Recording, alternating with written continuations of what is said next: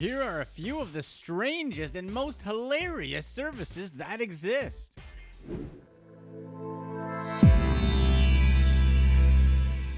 Number 9. Fake paparazzi. Do you remember back in 2004 when the movie Along Came Polly came out?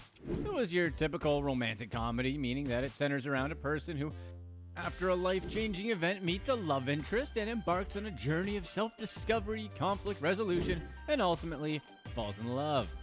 Yeah, the movie sucked, but that's beside the point. The only funny storyline in the movie was a character named Sandy, the best friend of the main character. Played by Philip Seymour Hoffman, rest in peace, Sandy is a former child actor looking to make a comeback. Throughout the movie, we're led to believe that he's being followed by a documentary crew chronicling his comeback to acting. It turns out that he hired them himself. Well, people can do something like this in real life. For a price, people can hire out a paparazzi-like crew to attend their event or just follow them around and give it the appearance of a high-profile affair. Services such as Crowds on Demand let tourists in Hollywood pay for the star treatment. They hire fake fans and fake paparazzi crews to follow them around and bug them and ask them questions. It's kind of mind-boggling why celebrity wannabes and average Joes would pay huge sums of money for the kind of thing actual celebrities decidedly hate. But interestingly enough, nowadays, this service actually caters more to protests to make them look bigger. Number 8. Apology agencies. Admitting when we're wrong is neither easy nor fun. With that universal concept in mind, some crafty entrepreneurs in Japan started an apology agency that hires out their services to apologize to people who have been wronged. These businesses offer face-to-face apologies as well as written or over-the-phone apologies. Obviously, the prices are a bit higher for the face-to-face feature. According to reports on these agencies, their professional apologizers are trained to handle each situation based on the gravity of the offense they're being paid to apologize for. While these agencies are pretty successful, they of course lack one crucial quality that any successful apology should have: sincerity. Number 7. Glitter bombs. Sometimes people get really mad about something, so they hire a professional to take out the person who pissed them off. Other times, people aren't quite as mad. That's where glitter bombs come in handy.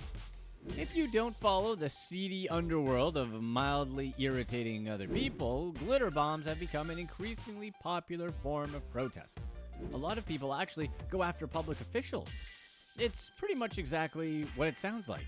Some person who's usually a bit unhinged finds a way to dump glitter on someone they don't like. Obviously, glitter is difficult to remove, and it's a bit on the feminine side, so you can see why it's such a popular prank. Politicians such as Rick Santorum, Mitt Romney, Dan Savage, and Randall Terry have been glitter bombed before. Today, there are plenty of online glitter bomb services. For example, pranksanonymous.com will anonymously send an envelope full of glitter to your unsuspecting victim. Number 6. Last meal replications. Ever want to know what it was like to have Ted Bundy's last meal soon before his execution? This was probably one of the most bizarre businesses when it was running. Who knows if it still is? Last Meal's delivery service in Toronto delivered replicas of last meals from death row inmates. What's even weirder is that customers didn't get to pick out the meals. When the food arrived at someone's door, it came with a paper mask of the death row inmate who requested that last meal. It also came with a DVD. We just hope it wasn't the last moments of the guy. This was the brainchild of an artist named Paul Neal, who seemed fascinated with the public and media's fixation on last meals. In explaining his odd social experiment, Neal said, quote, "Obviously you publish things you think people want to know about. It seemed to be a media expression of a popular desire, so I wanted to explore that popular desire." It didn't seem to be some sleazy scheme to make money for Neal. It might be odd, but Neal seemed legitimately interested in the social and moral ramifications of capital punishment. "I lose money on this, but I thought it was an important moral dimension of the work to not make money," Neal said. Blog writer Paul Kaye chronicled his replication of convicted murderer James Bryant's last meal of a cheeseburger, fries, tossed salad, saltine crackers, and an apple turnover. All this was accompanied by a pair of tube socks just like the ones James Bryant wore for his last meal. According to Kaye, the meal sparked some provocative conversation with his friends. Number 5. Fun-sized rental. There are lots of things that make total sense to rent. A condo at the beach for a weekend, a car when you travel, or a movie on a Friday night. Those things are pretty normal and are widely accepted as socially acceptable transactions. Or renting a little person? Now we're getting into some pretty strange territory. Apparently, this isn't just some fake gimmick from the Wolf of Wall Street.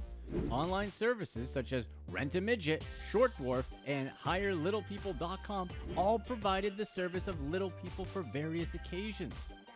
One company, Characters for Hire, claims to offer the most reliable, courteous, and entertaining little people in the U.S.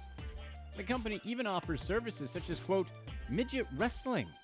They even market this service as a viable option for corporate events. Number 4. Professional cuddlers.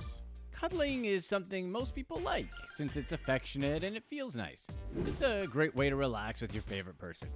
However, not everyone has someone to cuddle with. Luckily, those folks can hire a professional to cuddle with them.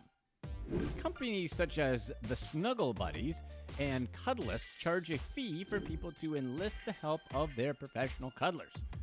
The companies claim that cuddles can be therapeutic and that for people who don't get enough human touch and affection, it can have some very positive benefits.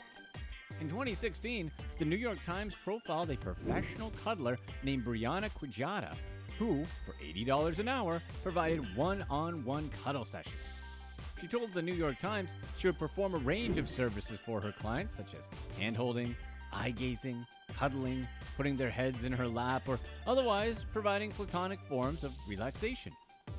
Because she sets her boundaries early on, she claimed that her clients never take things too far and that she's not usually afraid of being alone with strangers. Number 3. The anger room. There are a few theories when it comes to dealing with stress. You can get a stress ball, talk to a friend, meditate, see a shrink, or even take some meds. And then there's a thing called the anger room.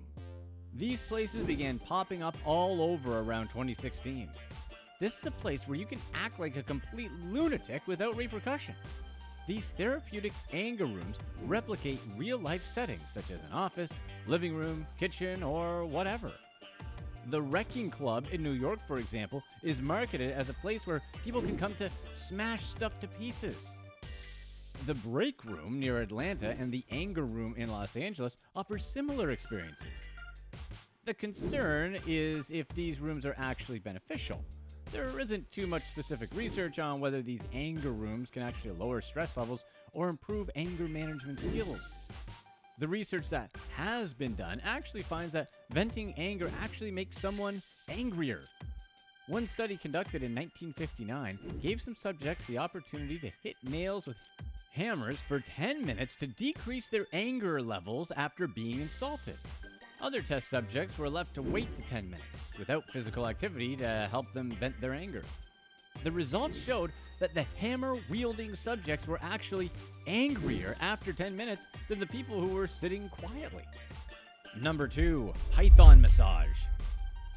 Generally speaking, people try to avoid snakes. We definitely do. Whether it's the venom or the fact that some snakes can literally end your existence with a giant squeeze, snakes are the type of wild creatures that are either best left alone or handled with extreme caution. Remarkably, it's extremely surprising that there are people who pay hard-earned money to be massaged by these scary reptiles.